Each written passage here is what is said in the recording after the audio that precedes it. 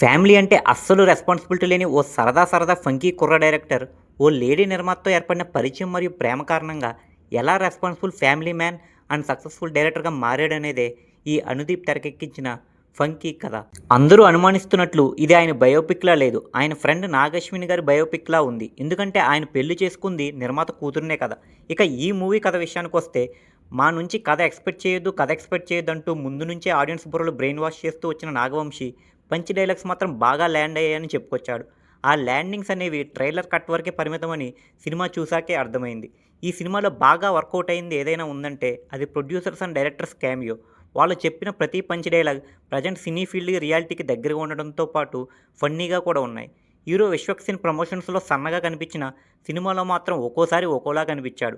అయినా ఈ మధ్య హీరోలకి ఇదో ఫ్యాషన్గా మారిపోయింది. పవన్ కళ్యాణ్, ప్రభాస్ అంటే అనుకోవచ్చు. ఇండస్ట్రీలో నిలదొక్కోవాలనుకునే యంగ్స్టర్స్ కూడా ఇంత కేర్లెస్గా ఉంటే ఎలా? హీరోయిన్ కాయాదు లోహర్ అందంగా కనిపించింది, నటించింది, నర్తించింది.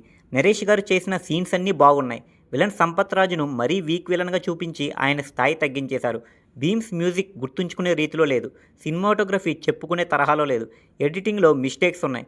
ఫైనల్గా విశ్వక్సేన్కు ఇలాంటి రామ్ కామ్స్ అస్సలు సెట్ కావని మరోసారి ప్రూవ్ చేసింది ఈ ఫంకీ.